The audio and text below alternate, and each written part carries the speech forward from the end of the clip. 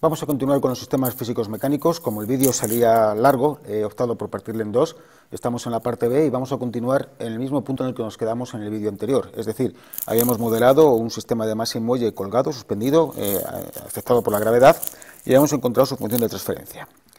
Bueno, pues vamos a ir un paso más, vamos a complicarlo, vamos ahora a pasar a un sistema que tenga no una posición sola, un X, que es la que tengo que determinar, sino que tenga dos grados de libertad, X1 y X2, dos posiciones que van a tener evoluciones diferentes.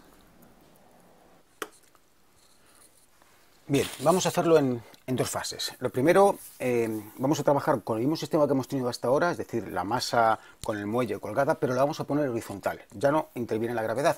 Tenemos esta superficie de aquí abajo de apoyo que hace que la gravedad esté, la fuerza de la gravedad esté soportada directamente por el apoyo. No hay gravedad, por lo tanto, ¿vale?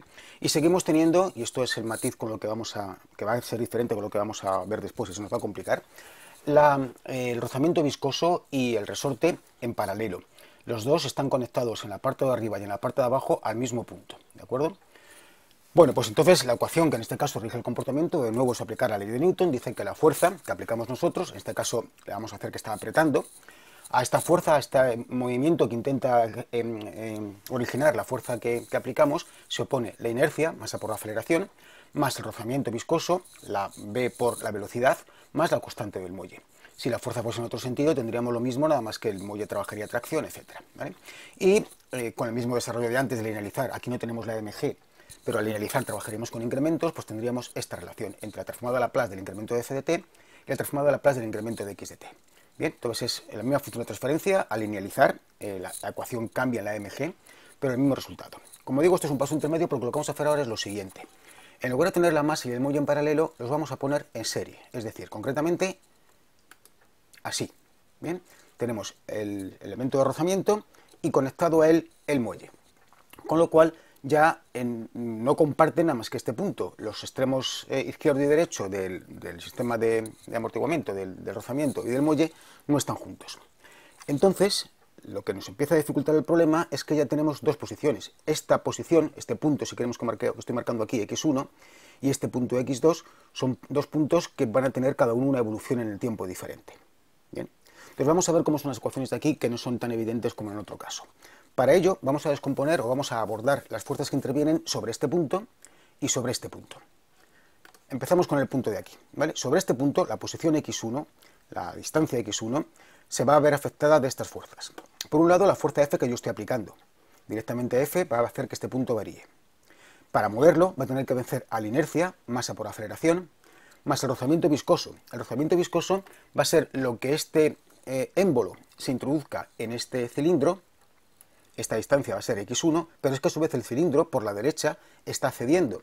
Por lo tanto, lo que va a introducirse realmente va a ser lo que empujamos por la izquierda menos lo que cede por la derecha, x1 menos x2, que es lo que tenemos aquí. Es decir, finalmente el émbolo se ha introducido en el cilindro una distancia que es x1 menos x2 y la velocidad será su derivada. Por lo tanto, el rozamiento viscoso que nos está produciendo este elemento de aquí va a ser esta expresión. Y sobre esta masa de aquí no está interviniendo directamente el muelle. Vamos ahora al otro punto de aquí. En este punto de aquí no estamos aplicando ninguna fuerza. Aquí estamos aplicando una fuerza F, por aquí no estamos aplicando ninguna fuerza. Por lo tanto, empezamos con 0 igual a. Ahora, imaginemos que este punto se está moviendo. No porque le aplique fuerza directamente yo con el dedo, sino como consecuencia del resto del sistema. Se está moviendo. Se está moviendo hacia la derecha, una distancia x2. Como consecuencia de que se mueva a la derecha una distancia x2, mi sistema de rozamiento intenta impedirlo. Intenta impedirlo frenándolo con una fuerza que va a ser B por lo que estamos sacándole, menos lo que la parte de la izquierda estaba cediendo. Luego lo que realmente está saliendo en este caso el émbolo del cilindro va a ser x2 menos x1 y la velocidad será su derivada. La fuerza de rozamiento viscoso que tenemos en este punto es B por lo que se mueve hacia la derecha menos lo que ha cedido por la izquierda. Y en cuanto al muelle, le estamos comprimiendo un valor que es x2. Luego tendremos esta fuerza de la constante elástica del muelle. Estas dos ecuaciones me muestran que hay dos grados de libertad, x1 y x2, y una entrada, F. Vamos a intentar ahora trabajar sobre ello y resolverlo. Como siempre, vamos a proceder a linealizar, pasar a Laplace, etc. Entonces, comenzando con la linealización. Al linealizar, todas mis variables se convertirán en incrementos. Es sencillo de linealizar, las ecuaciones son en principio todas lineales, no hay constantes. Luego todo lo que hago es directo, es cambiar las variables por sus variables incrementales. Pasamos ahora a Laplace. Y tengo que la f se convierte en f de s, la m por x, segunda derivada de x1 se convierte en ms cuadrado por x1, etc. Una vez agrupado y estructurado un poco las ecuaciones, me queda esta expresión. Y finalmente voy a eliminar, en principio, la variable x2 entre las dos ecuaciones, y para quedarme únicamente con una relación entre la fuerza f y la variable x1. Hago eso y me queda esta expresión, que es la función de transferencia entre x1 y f. Esto me da información de qué le va a pasar a la posición de la masa x1 cuando aplico f. Si lo pongo gráficamente con un bloque, me quedaría esta expresión de aquí, ¿vale? Bueno, pues ahora sobre esto, que ya tenemos la función de transferencia de la función de transferencia entre x1 y f de este sistema de masa y muelle en serie, vamos a hacer de nuevo un cierto análisis. Me lo llevo aquí arriba y nos planteamos lo siguiente. ¿Cuánto se desplazará finalmente x1 cuando en F1, cuando estábamos en reposo, no aplicábamos fuerza en F1 y de repente en F1 empezamos a aplicar una fuerza de una unidad? La pregunta es ¿cuánto se va a desplazar x1? ¿Hasta dónde llegará x1 cuando aplique la fuerza de una unidad? Voy a volver un poco para atrás para recordar o para pensar lo que pasaba con la masa y muelle en paralelo. Vuelvo al esquema de masa y muelle en paralelo, que era este, y si yo aplico aquí con un valor de fuerza F1, tendré la resistencia que pone el rozamiento, la resistencia que pone la inercia, pero finalmente cuando se ha parado, cuando todo se ha nivelado, no hay velocidad ni hay aceleración. Y me declararé que la fuerza con la que yo estoy aplicando se ve compensada íntegramente por el muelle. En ese momento que estamos ya parados, me estoy oponiendo al muelle. Por tanto, llegaré a un punto de equilibrio en el cual mi fuerza es igual a K por X. Cuando la fuerza 1 sea igual a K por X, es que la X será 1 partido por K y por lo tanto es lo que me voy a desplazar.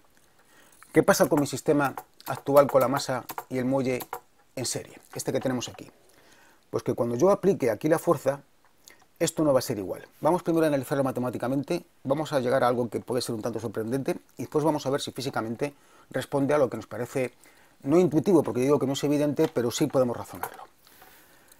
Bueno, pues pongo mi función de transferencia, esta de aquí, la pongo, despejo cuánto vale x1 y me planteo que f sea un escalón unitario, aquí tenemos ese escalón unitario, bien. Y una vez que lo tengo puesto así, fijaros que lo que estoy haciendo en este siguiente punto es sacar la s, en esta siguiente igualdad, sacar aquí una s factor común. Tengo en el denominador s cubo, s cuadrado, s, saco factor común.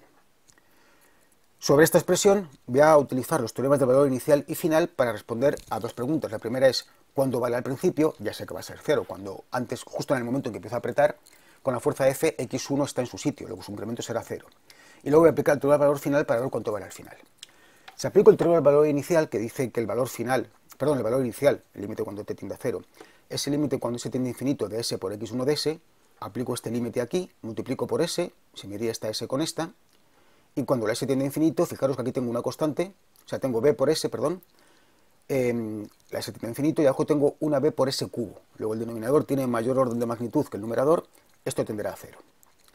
Corresponde con la realidad. Cuando empiezo a apretar, el incremento inicialmente vale 0. Aplico el valor final y me quedo ahí parado. Me quedo parado porque recordar que decíamos que para poder aplicar el teorema del valor final era necesario que todas las raíces del denominador de s por x de s tuviesen parte real estrictamente negativa. Y aquí tenemos una raíz, la s se me iría con este, tengo una raíz del denominador que es s igual a 0. No es estrictamente negativa, es 0, no es negativa. Por lo tanto, no puedo aplicar el teorema del valor final. Y lo que me está diciendo esto, aunque nos parezca en principio sorprendente, es que si yo me pongo a apretar aquí con una fuerza constante, magnitud siempre la misma, una unidad, este punto no se va a parar. Se va a ir y se va a ir y se va a ir y se va a ir continuamente hacia, perdón, este punto de aquí, el x1. Se va a ir y se va a ir continuamente, constantemente hacia la derecha, hasta el infinito. A ver, hasta el infinito no puede ser porque tuvo aquí una pared y va a chocar, pero si esta pared estuviese muy lejos, más lejos aún de lo que estáis pensando, seguiría yéndose hacia la derecha, ¿de acuerdo? Bueno, esto es lo que nos dice la matemática. Vamos a ver qué nos dice un poco la interpretación física de lo que está pasando. Para ello, lo que voy a hacer es redibujar ligeramente mi sistema, con un pequeño detalle. Bien, tenemos aquí la función de transferencia entre f y x1, la conclusión a la que hemos llegado de que no podemos aplicar el teorema del valor final porque mi x1 va a variar hasta el infinito, va a irse hacia la derecha hasta el infinito, y el dibujo lo he modificado en los siguientes términos. Esta parte que reflejaba la carcasa de mi elemento de rozamiento le he puesto con longitud infinita. dando a entender con ello que tenemos todo el recorrido que queramos, infinito, de mi émbolo, para moverse hacia la derecha. No va a chocar nunca contra la culata. Cuando yo aplique la fuerza F, esto se empezará a mover, el rozamiento que hay entre el émbolo y la carcasa arrastrará a la carcasa quiere decir que X2 variará, porque hay una fuerza de arrastre, y esa fuerza de arrastre en un momento determinado se equilibrará con la fuerza del muelle, con la K por X2.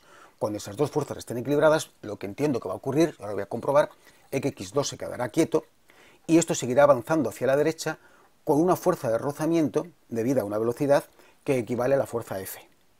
Pero esa fuerza que se mantiene en base al rozamiento que hay entre ambos no impedirá que esto siga avanzando y avanzando continuamente hacia la derecha. Vamos a ver entonces qué le pasa a X2. Ya hemos visto que X1 crece indefinidamente hacia la derecha. Vamos a ver si X2 se queda parado, y para eso vamos a aplicar el teorema del valor final a la relación o a la expresión de X2 de S.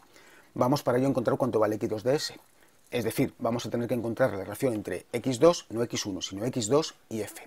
Para eso tendría que volver a encontrar la función de transferencia, pero en esta ocasión lo tengo más fácil, porque ya tengo la función entre F, mejor dicho, entre X1 y F, que es esta de aquí, y también había obtenido, cuando he desarrollado mis ecuaciones, la relación entre X1 y X2, que era esta expresión de aquí.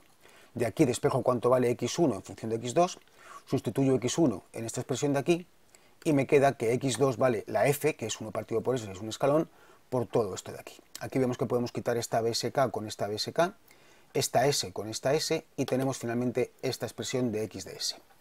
Su antitransformada me dará lugar a cuánto vale X2 en el tiempo, o incremento de X2, pero a mí en este momento me basta, me conformo con saber dónde se queda parado, hasta dónde va a llegar X2.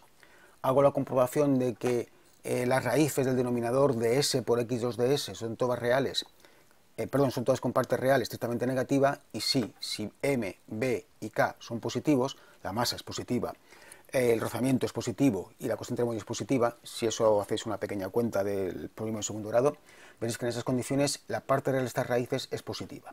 Entonces, para esas condiciones lo puedo aplicar, aplico el teorema del valor final a esta expresión y vemos que X2 se mueve hacia la derecha hasta un valor de 1 partido por K. ¿Vale? Entonces, el resultado es que cuando yo aplico una fuerza F a mi masa muelle en serie, el punto X2 se desplazará finalmente hasta 1 partido por K, y el punto X1 seguirá y seguirá recorriendo. Una vez más, olvidemos el dibujo físico que he pintado aquí, olvidemos que esto tiene un tope, imaginemos que esto realmente es un rozamiento con el suelo y que este muelle tiene una longitud muy larga, de valor K, pero muy larga, y le voy a poder seguir empujando siempre. Su extremo se quedará en un sitio parado, el rozamiento seguirá por aquí apareciendo y X2 se quedará equilibrado con la fuerza, la posición de X2 se quedará equilibrado por la fuerza del muelle. Bien, último punto de este capítulo. Considerar que tengamos, en lugar de elementos de traslación, elementos de rotación. En ese caso, la masa se convierte en momento de inercia, el rozamiento es un rozamiento a la rotación, y el muelle se convierte en un resorte a la torsión. El equilibrio que tenemos que hacer no es un equilibrio de fuerzas, sino de pares. Entonces tendremos que el par que yo ejerzo tiene que vencer al par de inercia, momento de inercia por aceleración angular, el rozamiento viscoso de rotación, B por θ', y la constante elástica de mi resorte por el ángulo que hayamos retorcido el resorte. De esta expresión de aquí, linealizamos, pasamos a Laplace y obtenemos esta relación, ¿de acuerdo? Que es equivalente a la que teníamos con el de traslación, pero cambiando masa por inercias, etc. Muchas veces en los sistemas de rotación, que son sistemas que se mueven, por ejemplo, mediante un motor, nos vamos a encontrar con engranajes, con reductores. Conviene hacer un recordatorio de cómo funciona un reductor. Un reductor tiene un par de entrada, un ángulo de entrada y un par de salida y un ángulo de salida. Hay un número de dientes en el piñón de entrada y un número de dientes en el piñón de salida, o lo que es lo mismo, un radio en el piñón de entrada y un radio en el piñón de salida. En un reductor se conserva la potencia es el par por la velocidad. El par por la velocidad a la entrada es igual al par por la velocidad a la salida. También la relación entre dientes me relaciona las posiciones o las velocidades de entrada y salida. El ángulo que ha girado la entrada por su número de dientes es igual al ángulo que ha girado la salida por el número de dientes. Lo mismo podemos decir con velocidad. La velocidad que da la entrada por el número de dientes es la velocidad que da la salida, esta de aquí, por su número de dientes. Bueno, si establecemos esas relaciones entre las velocidades o los ángulos, o lo que es lo inverso entre los pares y los números de dientes, o la relación de reducción, tenemos este serie de relaciones en un reductor. La velocidad de entrada entre velocidad de salida es igual al número de dientes de entrada entre el número de dientes de salida, o relación de reducción. Si las velocidades aumentan, los pares disminuyen, van a la inversa. Aquí tenemos el 1 y aquí el 2. Siempre se conserva el producto de θ'1 por P1 es igual a θ'2 por P2. Las potencias se mantienen, como en un transformador. Bueno, pues con esto, este capítulo que es esta parte de sistemas físicos, de sistemas mecánicos, que como ya dije al principio, sale un poco más largo que otros vídeos, pues con esto cubrimos los sistemas físicos mecánicos. Tendremos que, habrá oportunidad de hacer algún ejercicio al final, creo que es en el vídeo antepenúltimo, sobre un sistema físico concreto, real, y con esto, digamos, tendremos suficiente material como para entender cómo funcionan los sistemas físicos mecánicos.